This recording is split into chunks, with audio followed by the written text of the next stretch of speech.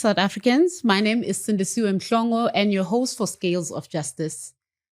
We are back here today to cover a very serious case. You know, without wanting to rant, this one hurts my core, and I feel like that's what I'm going to be saying for the next few episodes of everything I'm going to cover. South Africa is a country that is giving us a lot of concerns at this stage. We saw last year as the Women of Change for Change led a march to have the state of gender-based violence in this country declared a national disaster. And Women for Change is doing a lot of work to get those cases recognized by the public. But what happens after the noise has quieted down, and how is the family affected?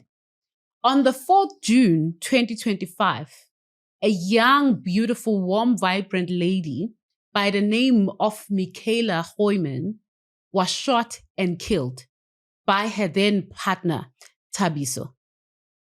Michaela is remembered by her colleagues at Jag Tribe as someone who was loving, consistent, and into the work that she was doing. Her family remembers her as an amazing mother to a then 7-year-old and a 6 months old baby. Unfortunately, today we are speaking of Michaela in her absence, and I've got amazing women in studio who have stood out boldly to speak on behalf of Michaela, make sure that South Africa is aware of what happened to Michaela and speak strongly against gender-based violence. So without wasting any time, I want to introduce my sisters in studio. Michaela's aunt, Mpisi. Mpisi, yes, and Michaela's best friend, Luke.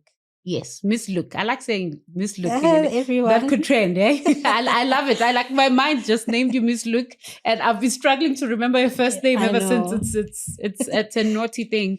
But Auntie Shirley, I remember her very well. She's been a strong supporter, guys, because you know the reason I am doing this is because I went through something similar. My brother was killed in 2022, and ever since I grew a following, I decided I'm going to help other families, because you know what happens when you have lost someone, you are a nobody. And it seems like this country responds to cases that are in the public space right now. It's almost like you have to raise the bar and make our cases high profile to the likes of, you know, DJ Waras or AKA or Senzo Meyiwa cases for people to take note and to follow through. And that is really the core of what Scales of Justice is, apart from being your friend in all things legal and all things current affairs and justice concerns within our country. The intention is that we need to build, we need to highlight these cases, and we pray that as we start to talk about them even more, we start seeing the change and we start influencing our lawmakers into making a difference. So, Aunt Shirley and Miss Luke, you join me today under very sad circumstances. And we saw social media trending with the story of Michaela and how she was shot by her partner, who actually called the police on himself. And, you know, the story has basically gone cold in terms of being in public.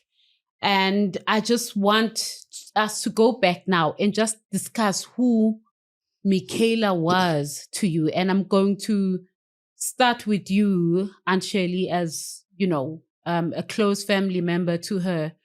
Who was Michaela to you? Hi, Cindy, and your followers. A very good morning to everybody. You know, Cindy, when it's your own family and you start saying something, people think that you want to paint your family or your relatives as this very angels. But let me start by saying Michaela was born in my house. And she grew up as a granddaughter to me, right? And schooling and everything. And if there was something that was very dear to Michaela, it was family.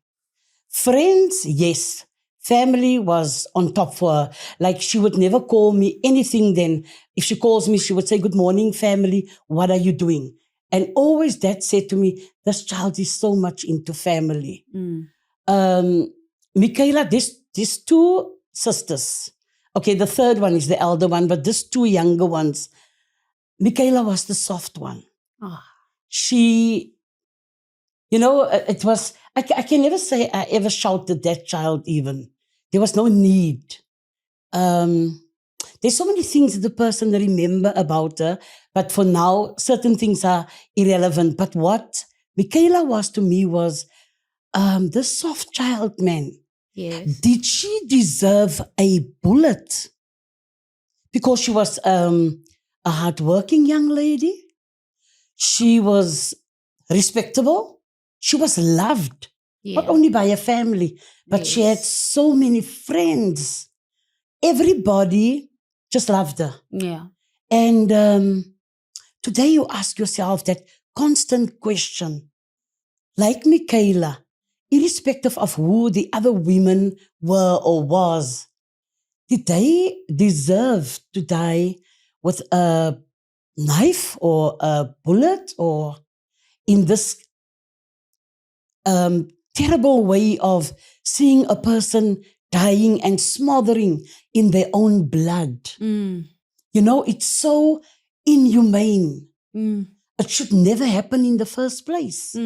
That is how I start now to, I didn't want to go to the scene or anything. I remember telling a teacher of Michaela, this was now when they started like in grade 4 with languages and, no, let me say languages, but with the higher grade in the primary school that is now past the foundation phase. Yes. Grade 4, 5, 6, and 7. Then they basically has the same teacher up till grade 7. And there's this one teacher, and when I called her, I have a voice note where she cried and how she described Michaela. So for me, it's a thing of if we had to have a lot of people had to describe Michaela, it was going to come down to one thing. Everybody was going to say the same. I was once on a live, not personally, but somebody, my son was in the house with me, and then he said to me, listen to this here. This gentleman had a live show, and Michaela was a discussion. And unfortunately, I had to jump on there. Because the sad part for me is when a lady is murdered, I have seen that there's a trend with the young men, or basically the majority of men, that the first thing they will say is, yes, she ate his money. Where does that come from? You don't know the person. You don't know the history. You don't know what happened in between these two people. Is that what the family experienced with Michaela? Was that the sentiment that was coming through on social media? Oh, yes. Okay, let's hold it right there, Aunt Shirley, and I'm going to move over to Miss Luke, the best friend. It's very unprecedented in these cases. Already between myself and Aunt Shirley, we are close family members by blood. And, there's that natural impulse to say, I'm going to fight for my loved one. And you are out here very young yourself. And, I see you on TikTok trying to drive this case. You're speaking for your friend and you have not stopped. You are actually getting into an advocacy space. So who was Michaela to you?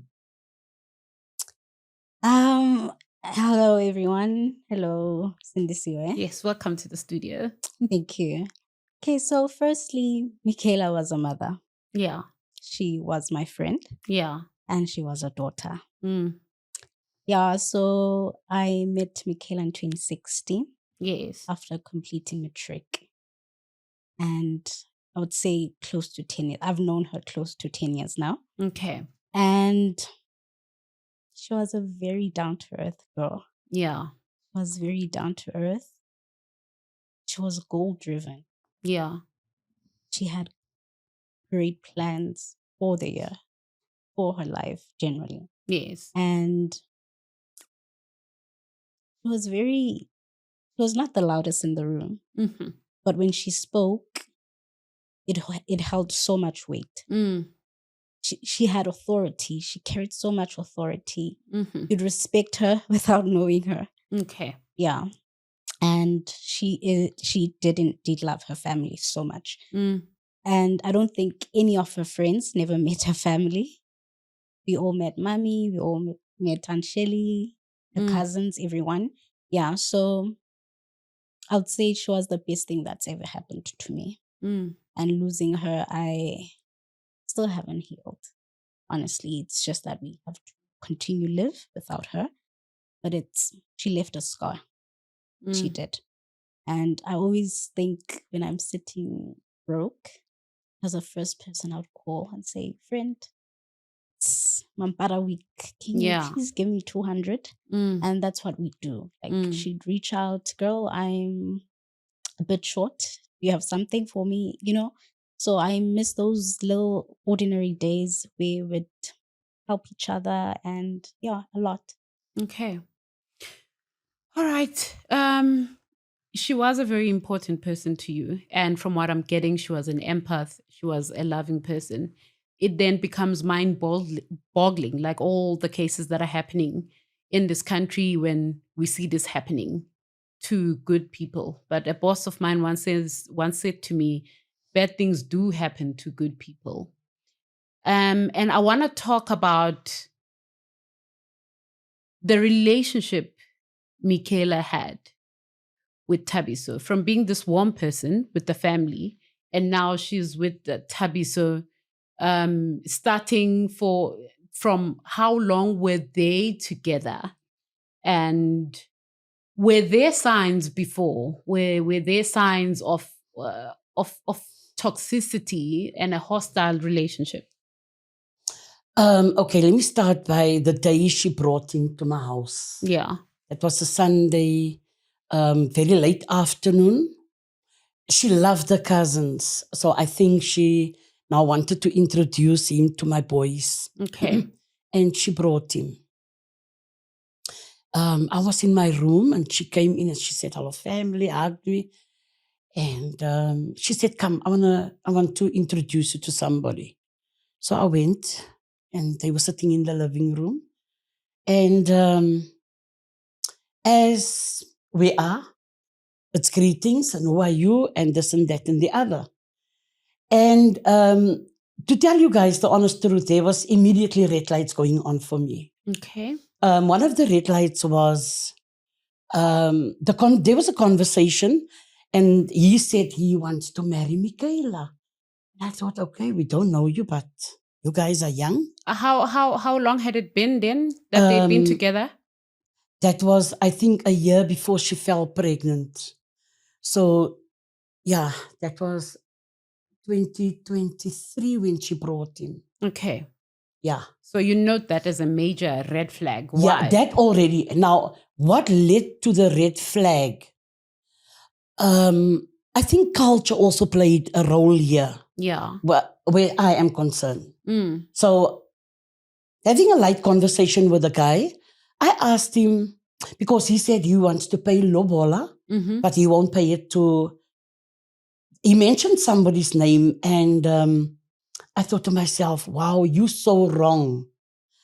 In any case, so I said to him, what is lobola for?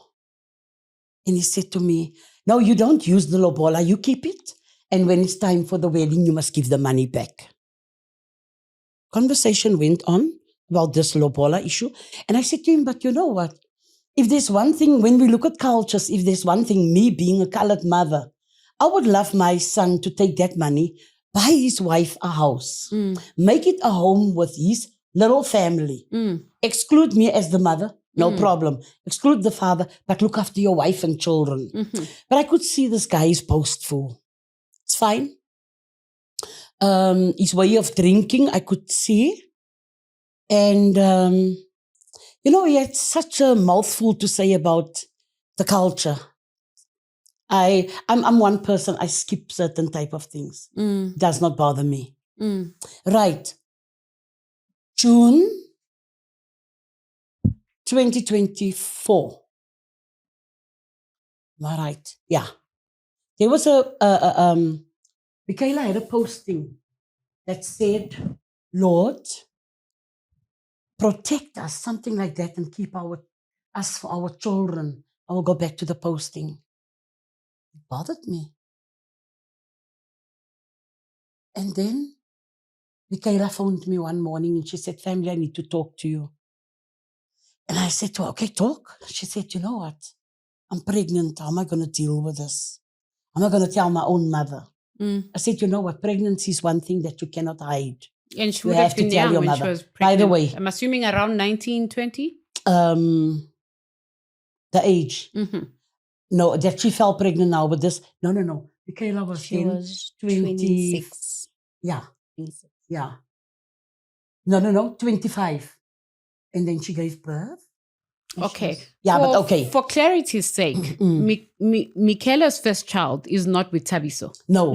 Okay. But with a very nice young guy from Soweto. Okay. We loved him to bits. Okay. Mosey was the gentleman, and that he's just still a lovable guy in our family. Okay. In any case, but you know what happened? So Michaela now is 4 months pregnant. And then she calls me, right? She told me now she's pregnant. And not long after that, Michaela calls me again. She said, family, can I come home? Home means back to me. Okay. I said, yeah, you can. Was she staying with Thabiso at She this was time staying with him, when yeah. she fell pregnant? Yes. Okay. So I said, yeah, you can come home. She said, okay, I will move back soon. Okay, then she asked me if my youngest son can pick her up and her things. Okay. Then I said to her, because he's not staying at home, she must make arrangements. She must call her cousin because they are very close. And she must call him and make arrangements. The next morning, I got a call again from her and she said, family, you know what? I'm going to stay until the weekend, but I will come. I will then find somebody that can bring me through. Little did we know that she is getting her life in order to get away from this guy and to move on. And I think, no, a new job came afterwards. Yeah. In any case, so I sat down after the call and I said to myself, you are 4 months pregnant. Why do you want to leave this guy?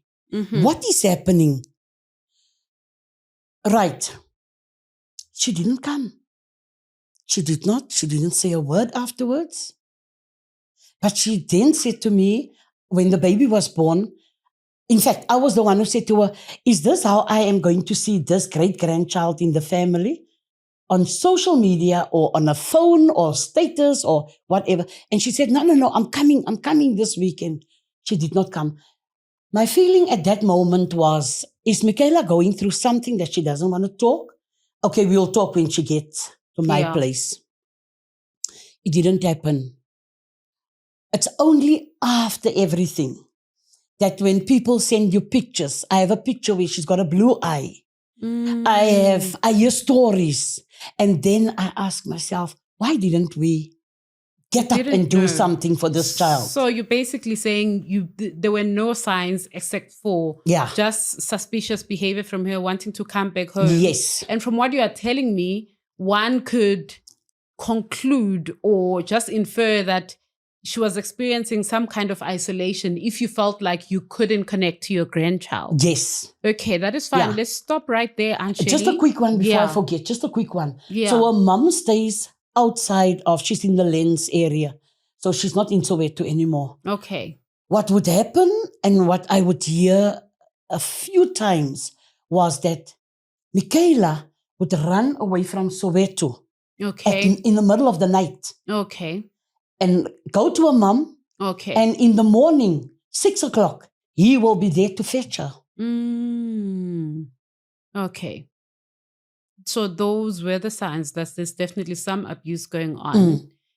And Miss Luke, you're the bestie. You know, besties know everything. So from your end, when did you start seeing that there's something very wrong with the relationship with Michaela and Thabiso? from the time they met. Well, I've never met Thabiso in person before. That's interesting. And you're her best friend? Yeah, since the relationship started, I've never seen him. Oh, wow. And the only time I saw him rather was when we went to court. That was my first time seeing him. Can you take me back a bit? When did they become a couple? Can you remember the year? I'm not really sure of the time frame, but it could have been around 2022. Okay. Yes. All right. So we can infer that they were together for roughly maybe 2 years before the incident. 23, 3 years. Okay. And so I was staying in Pietermaritzburg. Okay. At the time they met. Okay. So we only communicated via phone calls, WhatsApp with Michaela. So she posts a status one day that she got engaged. Okay. And, I'm excited. How's it going? Who's this new guy? And then she tells me about him. Seemed like a very nice guy, honestly. Mm-hmm. And then she told me she would be they would be flying to Durban. Okay. I think the weekend after we spoke. Okay. And then she tells me, I tell her, that would be nice because I'm in Pietermaritzburg. It's not really far. I can come see you. Then she's like, okay, no problem. Then she did post a status. She is in Durban. Then I text her friend, how is it? No, it's fine. So she tells me, Guti, they'll be going to Max's Lifestyle on a Saturday night. Yeah. So friend, you can come through. So I'm like, friend, I was not working at that time. I tell her, friend, I'm not working, so I'm not really good financially. Yeah. So I don't think I'll be able to make it. And then she's like, no, you can come. It's fine. Mm-hmm. I'll cover you. So I'm like, okay, excited to see her.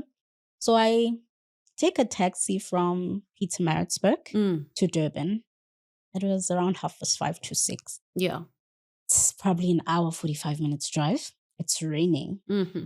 And then I tell her, friend, I got a taxi and I'm on my way. Okay, cool, no problem.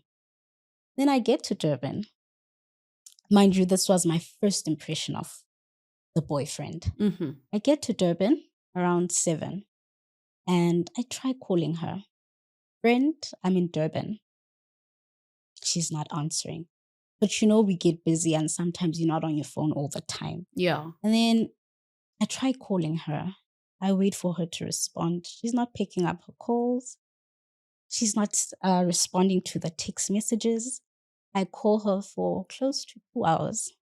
Wow. No response. And luckily, I used to work in Durban. So I used to stay around Durban. Okay. I knew a few people and I called one of my roommates and she still stayed there. So I had to go sleep at her place. No problem. So I'm now wondering, why would she do that? It's at night. I'm female. Why would she do that? It's not something she would do, honestly. I was like, okay, no problem. I sleep at a friend's place. And in the morning, I'm expecting to get a text from her like, sorry, this and this happened. Why did you do that? Tell me why. She didn't text me the following morning. And I'm like, I won't text her either. Because she owes me an apology. At this point as well. Yes. Yeah. Okay, no problem. Months go by. She's not texting me, not talking. I think 4 or 5 months went. Yeah. And then I get a call one morning. Hi, friend. Hi, how are you? I'm good. I'm so sorry. I was so scared to talk to you or reach out. I know what I did to you. I was just not ready to face you and. Okay, no problem. Why did you do it? Because when I told Thabiso you were coming and he thought you were coming with your partner and you guys would be booking your own place or whatever. So when I explained to him that, you're coming and I'll be covering your room or your stay for the night, and he said, no, she's not coming. You will not do that. Okay. So I think I would say it was a miscommunication between the two of them. Mm-hmm. But anyway, she tells me my boyfriend is the one, blah, blah, blah. I was like, oh, okay, I don't like this guy. Yeah. Because now, regardless of, okay, now the story that your friend's coming alone. She doesn't have money. I'll be covering her bill. And considering the time it was, and she's traveling alone at night, and she's a female. If you were genuinely a good person, you'd say, no, man, she can come. Yeah. I'm not coming with 3 other people. It's not much of a financial strain, do you understand? But anyway, she explained to me, and I was like, no problem. We made peace and we were happy. And fast forward, I moved back to Joburg. Called Michaela one time. Hi, friend. I'm back in Joburg. We can meet. Okay, that would be nice. And then started talking.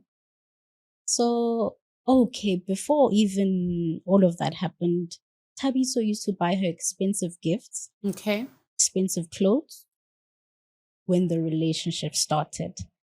Like the trips to Durban, trips to this place, trips to that place, buying her iPhones. Yeah. This and that. So, it looks nice, obviously, but you never really know unless you are in the situation. So I tell her, I'm in Joburg, friend. We can meet anytime. I'm off on weekends. And then she's like, okay, no problem. But every time I would text her, girl, are you free this weekend? No, I'm not. But you'd see her post with Thabiso's friends or sisters or girlfriends. I was like, oh, okay, no problem. Yeah, it happens. Yeah. Because I've not been with her like for a few years. She could have made friends with other people, and that's normal. Okay. And then started realizing, man, she doesn't usually post, or she doesn't post with her friends anymore, like her childhood friend Musandiwa, the people that she usually went out with. And okay, that's not a big deal. Kept pushing to meet her. But I understood we are working, we are parents, we are all busy, and that's normal. And then it got to a point where she started talking out that she's being abused. She's being financially abused. She's being physically abused and emotionally abused. She was being blackmailed. She had fear that should be pointed with a gun at every inconvenience or misunderstanding in her relationship. Wow. Yeah. And whenever you talk to her and she vents about her relationship or what she's going through, she'd change the subject if the guy walked in the room. She'd say, friend, yeah, man, we'll see then. Okay, bye. And we even had a word to refer to him. Okay. Yeah, that I'm tired. Friend, I'm tired. Oh, he's there. Yeah, I want to sleep. I'll call you. Okay, and yeah, those were the first signs. But obviously, I would say to you, leave him. But it's not as easy as I would imagine it would happen, or it won't happen as easy as we all wanted it's not that easy when people are emotionally entangled. True. Yes. Yeah, so there were a lot of red flags. Okay, heavy stuff. And what you are mentioning now are the classic examples of what happens in an abusive relationship. It's the isolation. It's the fact that she was not free to talk to her friends, constant fear, changing the topic when he walks in the room. So she went through a time with him, and it wasn't that easy to leave him. And tell me, did this happen soon after the relationship started, or was this gradual? Okay, so I would say, as Aunt Shirley mentioned, sometimes it's not easy to actually have the conversation with your loved ones. So I wouldn't say it started like gradually after the relationship, but it could have, but she didn't want to talk about it. She was still like trying to figure out this guy, or maybe, how we always defend them. It was a mistake. It was this. I made him angry or whatever. You gaslight yourself because you cannot believe this person who love bombed you basically has become your enemy. Yeah, but I would say, observing from what she said or what she posted, during the first year of the relationship, Okay. everything seemed well. Okay. Could have been maybe halfway or the second year. The second year, that would have been 2023. Let me just come in there for a sec. Sorry, Yes. ladies. So in one of those posts, I picked up a young lady. And she said that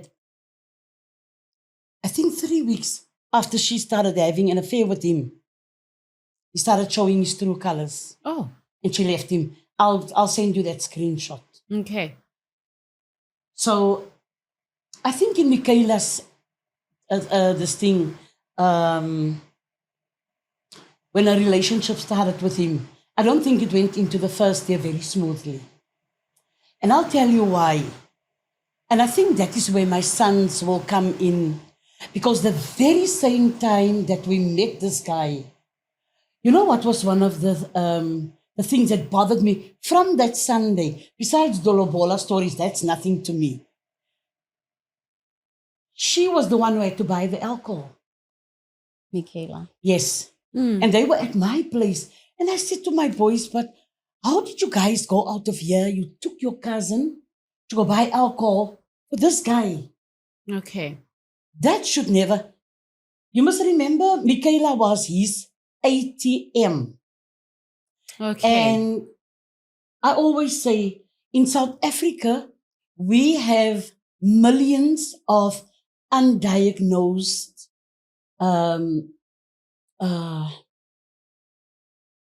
psychopaths Psychopaths or narcissists. or narcissists. And I'll tell you why. This is something that takes me back to a case that I was so heavily interested in, where a guy pretended to be the smart guy. And then boom, he killed his girlfriend. Yeah. Right. I think you guys, this is a story that a lot of people know. If I'm not mistaken, I'm so sorry to say it, I think this case is also in Alexander Court. In any case, but South Africa has a lot of undiagnosed narcissists and psychopaths. In any case, so like you say, Michaela was hiding things. Okay. She was that kind of person because she never wanted to hurt the next person. That is how she was. She would take that punch for that person. Yeah. And I think if her younger sister were here now, she would have spoken her mind, because I think she must have known a number of things that was happening. But remember, she also started drifting away from Kaylin. Oh, yes. So she started drifting away from everyone. From everyone. Okay, now let's take it forward to June 2025. Leading up to the incident, how do you learn of what has happened, and what's your recollection of what happened, beyond the headlines and the social media? What was their day like for you? And I'm going to start with you, Aunt Shirley. Yeah. Okay, what happened was Michaela then went for a new job. Yeah. She was now slowly climbing the ladder to her real successes. Okay. And She was also looking for a new place. yes, she was looking for a new place now. Okay. Now she was like serious. Her life it must change. When she was looking for a new place, was she looking to leave him? Yes, Okay. because look, when she was about 4 months, she asked me to come back home. Okay. And I did not hesitate to say, come back home. But I must tell you that I said to her, should you come back home, this guy is not going to enter my place, the nully-wully the way you want. And it takes me back to, I had a very close friend. So his surname, Molifi. So Mr. Molifi, we were very, very close. And he would tell me, Shirley, in my culture, a boy just don't enter your place, your residence. You must know who he is, where he comes from, what is his, but I'm from a culture where you don't just say, hey, you don't do this, you don't do that. Yeah. Okay, some people do, some people don't. I'm one of those people that I would like to have a conversation with you. Mm. See what you like, where you come from. Right. So now Micaela is on the verge of leaving this guy. And I think on the day that he shot her, something triggered him more. Okay, things that we picked up was that now he was stealing her money. Oh. And he was entertaining other women with her money. Wow. And then there was the one name that came up constantly. That she would take beatings because of that girl. Then another thing that I forgot, just like to mention, when I met him, his girlfriend, or his then girlfriend, or I don't know how it even works, she had just given birth. Either the baby was 2 weeks and that was one of my red flags. Mm. What are you doing here?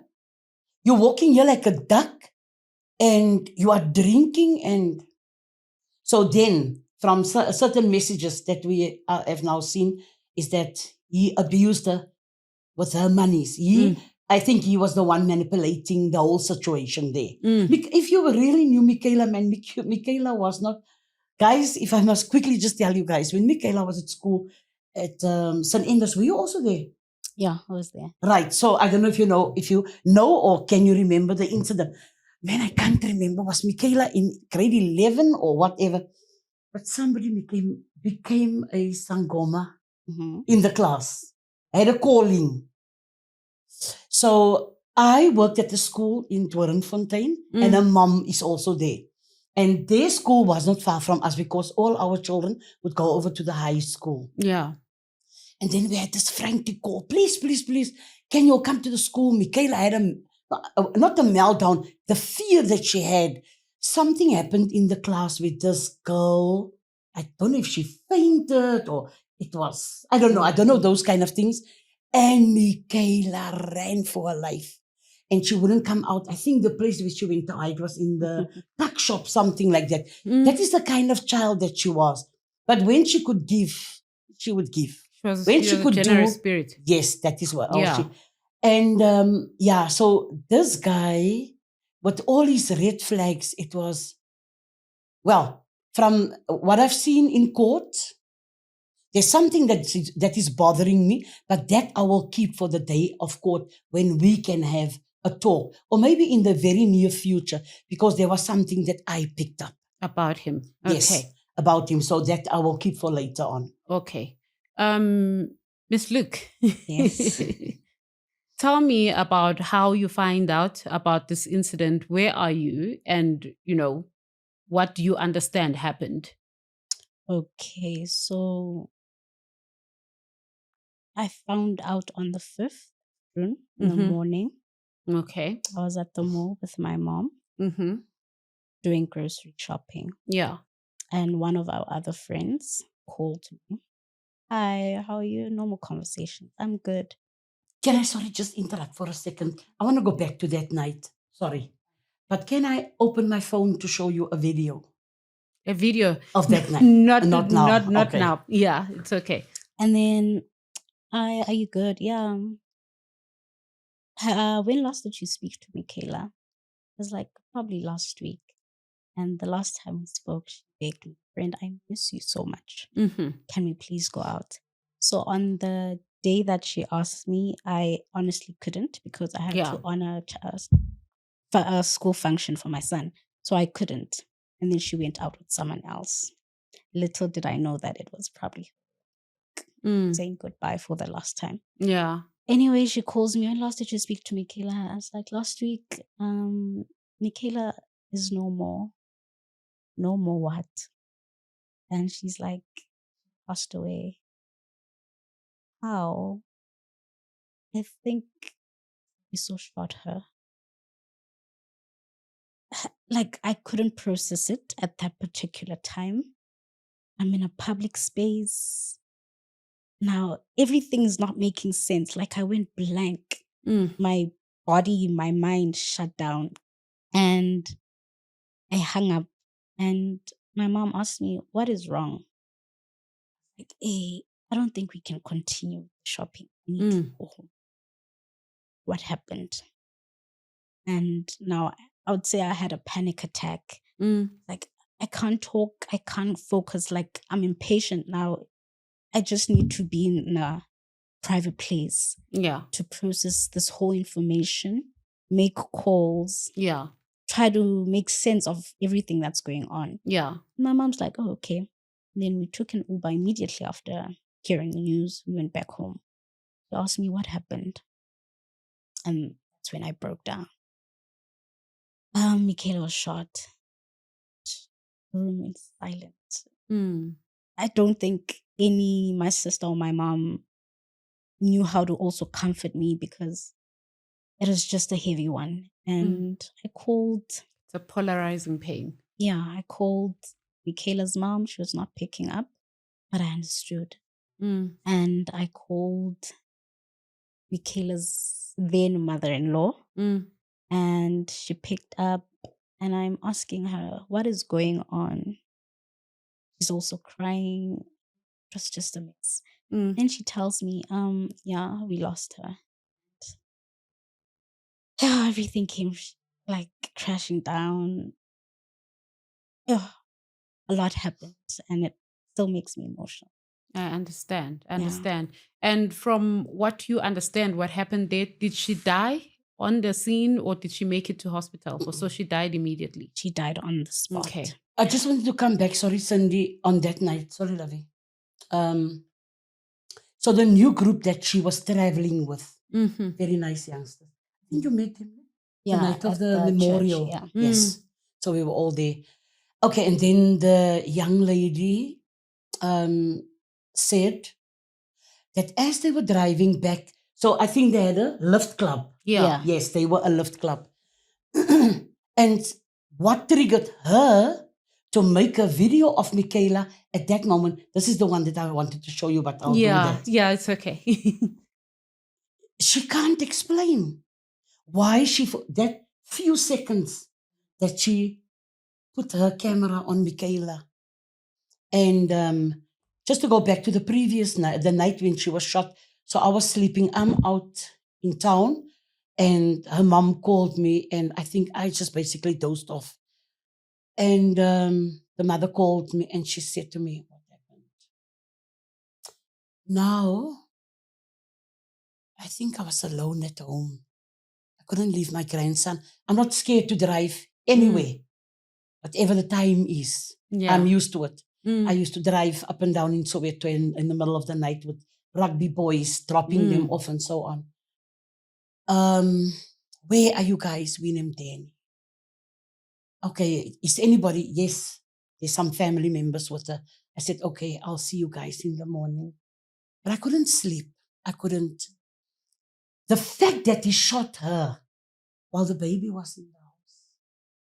Crying, probably. And still climb over that body and take the baby and go give it to the neighbor because the neighbor was looking after the baby. That's what he did? Yes. And where was the 7-year-old? Now, the 7-year-old stays with the first granny. Okay. Yeah, with the first boyfriend's mother. So Thabiso, his surname is Thabiso Lethabo. Yeah.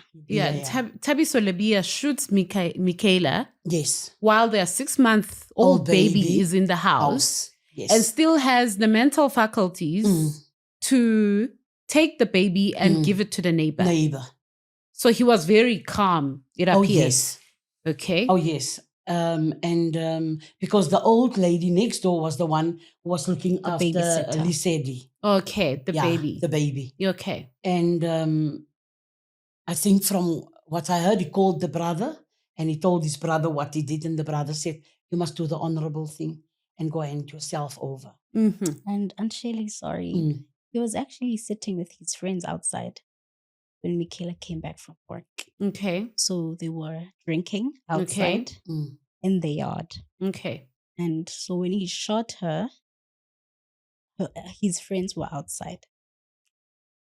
That is interesting. He shot Michaela whilst there were people outside. That's how brazen that was. Do you have any idea from what the conflict was about between them? For me, money. Probably. So, And, most okay. probably, he accused her maybe even. Yeah. Mm. Okay. So, with regards to that, I don't think anyone would ever know what exactly happened Triggered because that it was just the situation. two of them. Okay. Mm. And I personally think that, firstly, I think he was on drugs. Okay. Mm. Yeah. I think he was on drugs.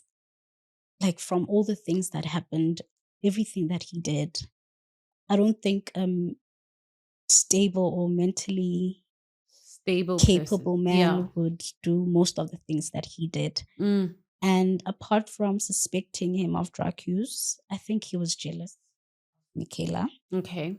Yeah, and a lot more. Mm. Yeah, so I think those were the root causes of the abuse and Yeah. everything. Michaela was thriving. And yeah, so I think he was on drugs. And secondly, he was jealous of the woman Michaela was. Mm. Michaela had become. That could And have you know, led- it's a story as old as time that we need to look out for partners that are not happy when we progress. Mm. And it's quite hard to tell the difference. But let's talk about the aftermath now. This has happened. He's handed himself over to the police. And, you know, at Scales of Justice, we become more invested in what's your experience now with the criminal justice system, dealing with the police, dealing with the feedback, you know, around this case. I'm going to start first with what's happening in the case now, because this happened in 2025. At what stage is the case? Have you had a hearing at court? What's the progress been like? Okay, so we've been to court a few times. Okay. I expected chaos in Protea Court, you know, all over. Like, it's in the township, and people sometimes, when you hear stories, it's like chaotic or whatever. But I must say, and I'm going to applaud the courts of Protea. Mm. Very professional. Okay. The magistrate, if I say it, yeah, magistrate, the prosecutor, even the police is, for me, very much up to date and Okay. very professional, very helpful, very extremely helpful. Mm. So, okay, there's something that I said I won't go into the case, something I did, but I'm not going to mention it now. And I think that helped a little bit with the case also. And for me, being in a court, like I've been into court before, because I've been very much working in my community as a CPF member. Okay. So there was times when you had to face court and cases and whatever. So I'm clued up with that. But the help that we get in the court is extremely, it's great. Mm. He has been trying to get bail. Okay. And that is the part where I'm going to cut out and not say where I fit in. But in any case, apart from the court, the area where her mom is staying, the community, they pulled into that court. Mm. They pulled in and they were extremely supportive up till now. Mm. When you look at where the case is going so far, I am not so sure, because we were supposed to call the IO, because we hear things like investigation going on. And Tuesday, I asked the prosecutor, I said, I don't understand. We were here last week. We were told to come back this week again. What is happening a week in between? And then she called one of the other prosecutors that's also in the case. And she said, well, it's due to the investigation. I said, but I think there must be some just communication, where they should actually tell the family. It's not really necessary to come a week after court. again, because he does not come into court physically. Certain times he's like in camera. Okay. So it's like 2 minutes and you come all the way just to sit in court for that, to see him, and there he goes. But I must say, we are patient. We have to. Because if we're impatient, it's not going to bring Michaela back. It will just make things, upside down or whatever the case might be. But the fact that we can ask questions at court, off record, you can ask questions and you get answers and so on. I hope with the next appearance that we'll be able to hopefully sit with the IO and the prosecutor, just to see how long and how far this will take, because it is taking its toll on especially her mum and the sister, or both sisters. The one is trying to be strong, and the other one you can see how she's crumbling. So we just hope and pray that this thing will go over and the family will find a way to deal, because you can even see on her eldest daughter. Like when she comes to me, her mom's picture is there and she's looking, and then you just wonder what is going through her little mind. They don't forget. Yes. And so is it your experience that this case is just getting postponement upon postponement? Do you feel that you are given information for why the matter is not proceeding? Because if it's 2 minutes, it means most likely they do postpone on that given day, and they are saying ongoing investigations. So yeah, I have a couple of questions around that. If he handed himself in, then did he deny that he did this, or did he admit that he has done it? Because you have to question now, why is it an investigation if he called the police and was advised to confess and hand himself over? Do you have an understanding as to why it has dragged on for this long? And what did he change his pleading at court? Has he pleaded at court and said guilty or not guilty? Well, I can't remember the pleading side because I wasn't there the first time. Yeah. So I went the second or the third time I went. Yes. But in any case, something that stood out for me was, like you asked now, why is it dragging on? I think I also had that brain of, I want things to happen fast. I wish they could cut out the part where it might come up in court, where they will say her brains was blown out this way or that way.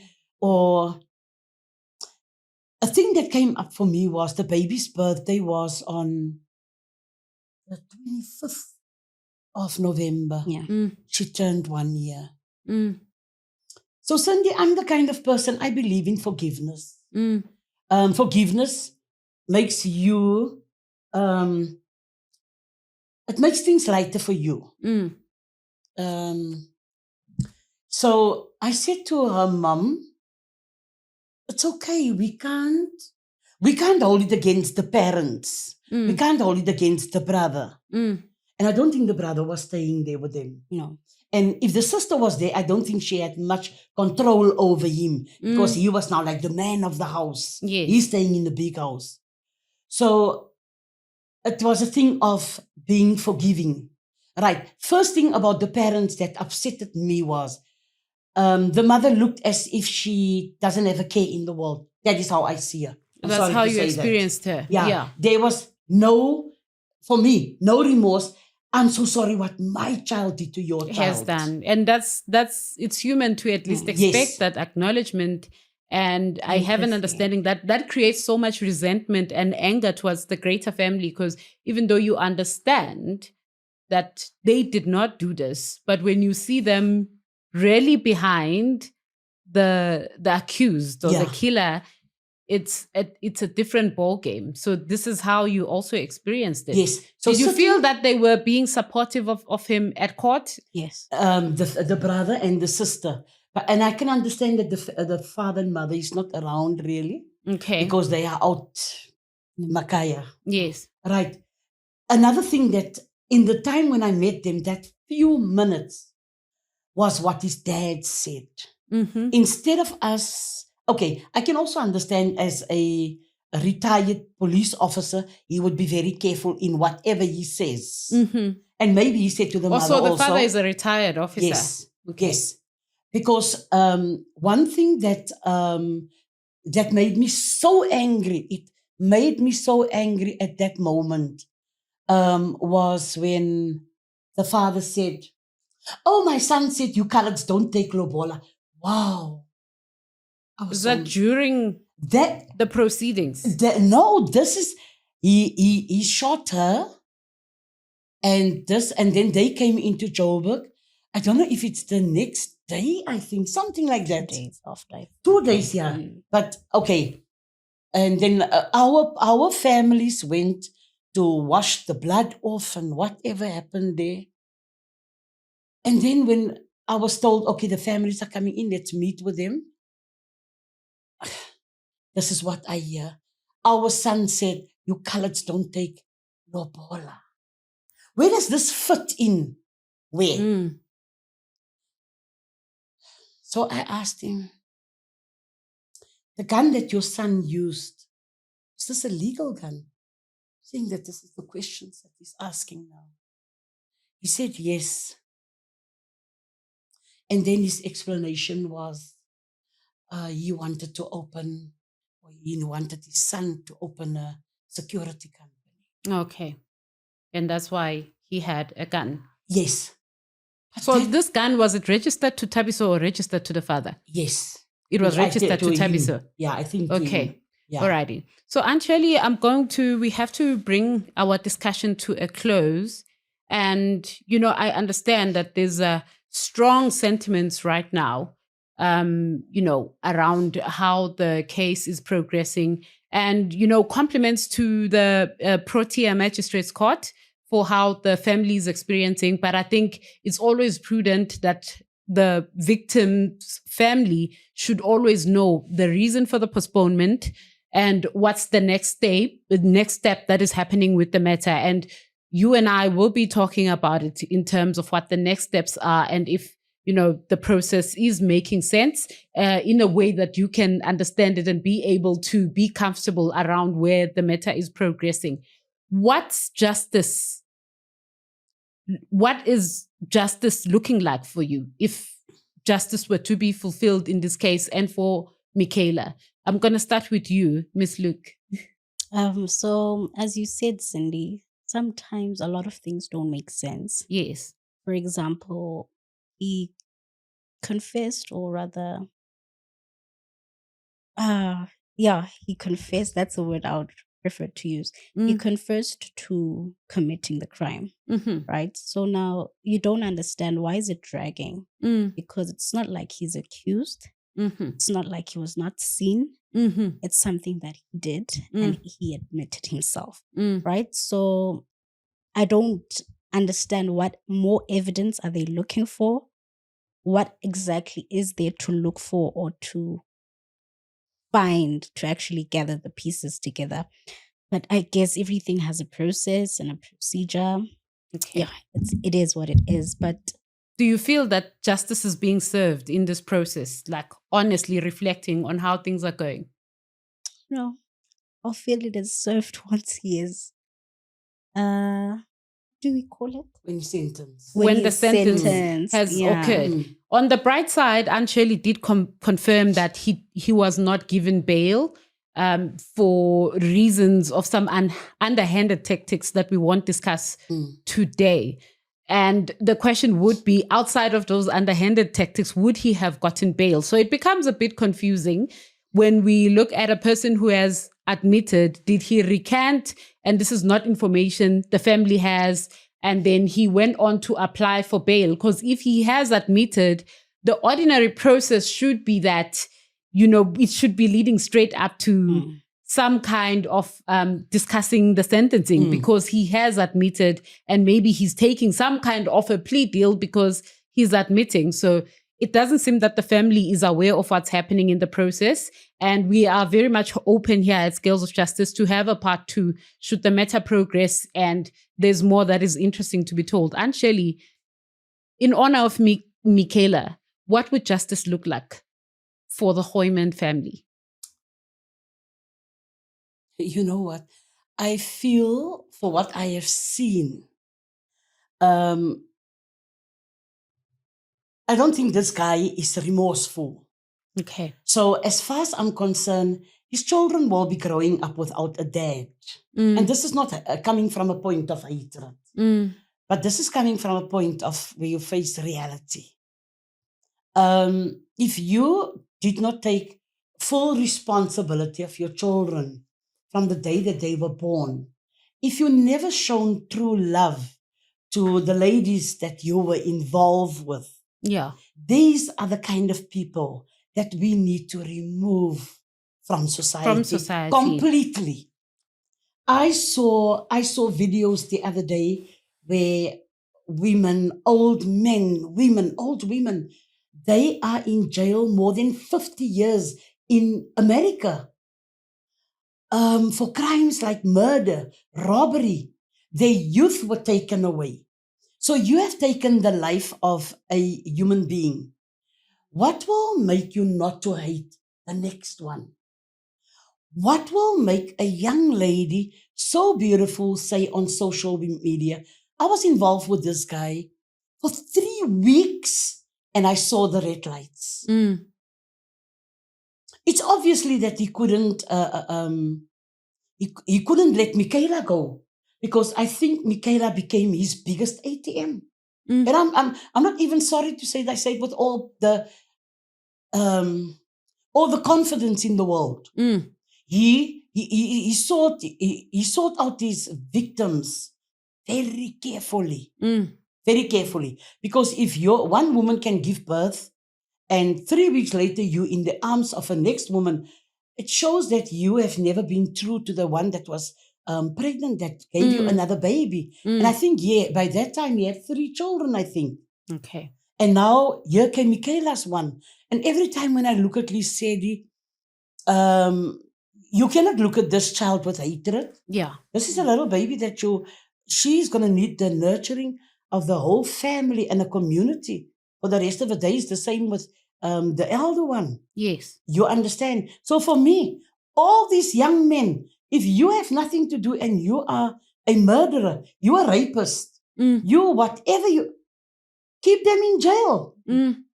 Let them go and build roads. Let them build the country. Let them build schools. Let them go and build the hospitals. Back in the day, the very same prisoners would go and build the hospitals. They would, they were working. They and that should is be why plowing back into the was good back in the day. You know why we have all these murders it is because the justice system is failing society. They in today, they're out because they have rights. How can you have rights when you take somebody else's life? I don't want somebody's blood on my hands. I want to know, did he tramp in Michaela's blood that night? Was she wearing her ring? Because after all these months, he told the family, where's the ring? Go give it back to the family. So he asked for Michaela's ring back? No. I don't know where the ring was. But her mom got the ring a few weeks ago. Okay. He told the family, the ring is there, go and fetch the ring, give it to the mother. Okay. You understand? Yeah. But yeah, hateful, I'm not. Okay. Straightforward, yes, I am. Yes. And I'm not talking only for Michaela. I'm talking for all the young girls that I have known that was murdered, all the young men, all the old people that comes through the hands of murderers. Let them, they must be put away. Yeah. Put them somewhere, take a island somewhere and put them away. Don't let them come out. Not an island, actually. Yes, okay. We don't want to see them. Okay. I don't want to swim there, like I can't swim. Take them back to Robben Island, pretty much. Maybe. I'm going to ask us to stop right here, Aunt Shirley, because we have run out of time. And to my viewers, you heard today, GBV is a big topic. It's a buzzword right now, but we don't want it to stop at just being a buzzword. A young lady at the age of 27, Micaela Goeiman, say her name, was murdered in cold blood by her lover after being financially abused and physically abused. The case has dragged. Compliments to the Protea Magistrate Court for taking care of the family. However, it is concerning for me as the host that the family does not know exactly where in the process the case is. Justice delayed is justice denied. We see the strides that the government has made. President Cyril Ramaphosa, under severe pressure from the Women for Change, SA, finally declared GBV as a national disaster. And I also know that as far as back as 2024, there was a National Council for GBV that was initiated. But implementation, the results are measured by the outcomes. If all these measures are working in our society, we should be seeing a drop. But research also shows that between January to March 2025 alone, there were 10,000 rape cases that were reported. This falls under all forms of abuse. We have a crisis in our country. If you care about justice, let's honor Michaela's memory, make the story circulate. We are calling out Thabiso for what he did. And if he indeed has admitted to what he did, why is the family still being dragged through the process nearly a year later since this incident happened? Justice will not happen when we sit back and not talk about our loved ones. We need to name and shame the people that are committing these crimes. The truth of the matter is there needs to be criminal justice reform. Our prisons, are they doing enough to send a strong message? Is our sentencing sending a strong messages to killers out there that this is not acceptable behavior? During COVID, we were able to demonstrate that we can control. And the most interesting thing about COVID is that during that period in 2020, the rise was on the GBV cases because people were contained in the same spaces. Femicide is not acceptable. Any form of killing is not acceptable. Please make sure that you support by subscribing to the show and making sure that you like, comment, and share the story of Micaela Goeiman. Until we see each other next time, thank you, ladies and gentlemen. Signing out.